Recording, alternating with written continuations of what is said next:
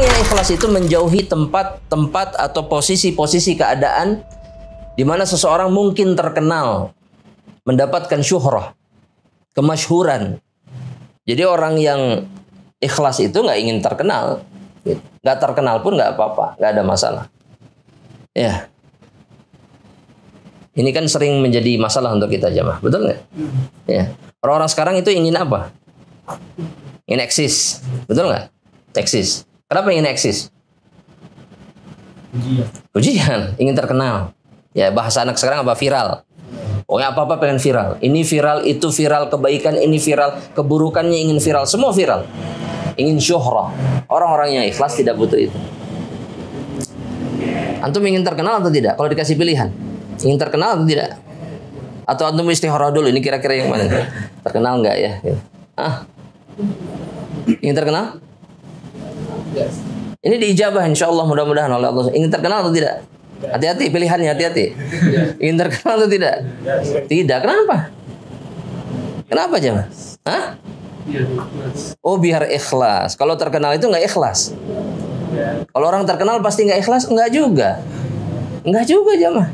Ya, orang yang dikenal orang itu belum, kita nggak bisa memastikan dia tidak ikhlas. Cuman orang-orang yang ikhlas itu nggak butuh. Meskipun dia terkenal, maka dia tidak peduli dengan kemasyhurannya, nggak peduli. Ya, oh dipuja-puja orang banyak. Ya, ketika nggak dipuja-puja, waduh sedihnya berat, dalam gitu ya. Wah dulu nyebut nama-namanya, wah fulan gitu. Sekarang enggak. Sakit nggak? Orang yang ikhlas enggak ada urusan. Meskipun seluruh dunia meninggalkan kita, selama kita tetap di dalam ketaatan kepada Allah, maka orang yang ikhlas tidak memiliki masalah. Dan itu dibuktikan oleh Imam Al-Bukhari rahimahullah. Ketika beliau ditinggalkan oleh seluruh muridnya, kecuali Al-Imam Muslim. Sekelas Bukhari ditinggalkan oleh seluruh murid. Ana secara pribadi nggak pernah bisa membayangkan apa yang dirasakan oleh Al-Imam Al-Bukhari. Dan bukan hanya itu. Beliau dituduh sesat oleh imam-imam yang lain. Tapi di saat itu terlihat keikhlasan beliau. Kesedihan yang beliau rasakan itu adalah karena kesedihan kebaikan yang beliau ada, yang beliau miliki, ilmu yang beliau miliki itu tidak, manfaatnya tidak menjadi apa? Menjadi besar. Ketika orang meninggalkan kan gitu. Itu yang membuat beliau sedih. Bukan karena orang nggak ada lagi yang datang, nggak ada lagi Imam Bukhari dan seterusnya, enggak.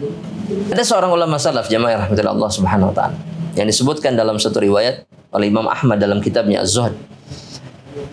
Idza shalla, ya, Abu Wa'il namanya. Idza shalla yanshuju nashjan. Kalau dia salat, maka dia melakukannya diam-diam. Ya, tanpa terdengar, tanpa terlihat sebisa mungkin. Maksudnya salat-salat sunnah.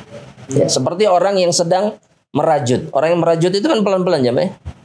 Pelan-pelan, sedikit demi sedikit. Ada suaranya nggak? Nggak ada.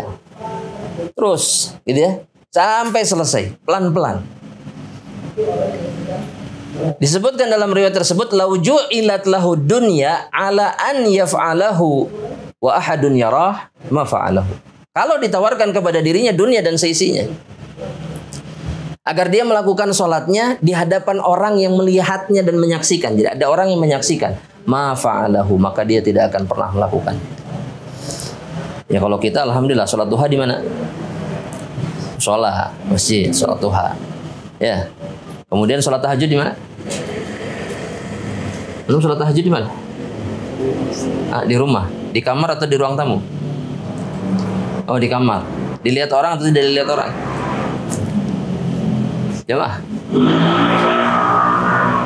Kalau sholat tahajud dilihat orang nggak?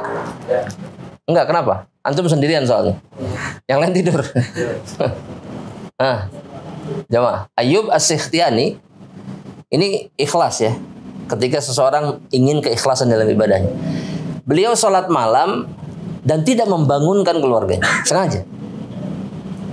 Agar tidak ada satupun di antara anggota keluarganya yang tahu beliau sholat malam. Di pagi harinya atau di menjelang subuh itu beliau pura-pura bangun seperti tidur nyenyak. Oh, bangunnya enak banget tidurnya gitu. Dalam riwayat disebutkan seperti itu. Padahal semalaman beliau sholat malam.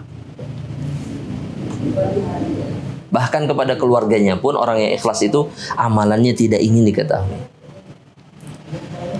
Ada lagi sebagian ulama yang lain yang setiap hari, hampir setiap hari beliau berpuasa, tapi dari rumah bawa makanan, bekal. Ketika di tengah perjalanan diberikan kepada orang fakir dan dia pulang menjelang maghrib, seakan-akan beliau tidak berpuasa. Jadi pas maghrib selesai sholat, beliau makan malam, seakan-akan beliau makan malam padahal beliau berbuka puasa. Itu setiap hari sepanjang 50 tahun. Hampir 50 tahun. Beliau terus sering berpuasanya. Kalau berpuasa dari rumah bawa makanan. Karena kerja beliau. Di tengah jalan kasihin ke orang, pulang seperti orang yang tidak berpuasa. Sebisa mungkin dia menutupi amalannya. Itu orang yang ikhlas.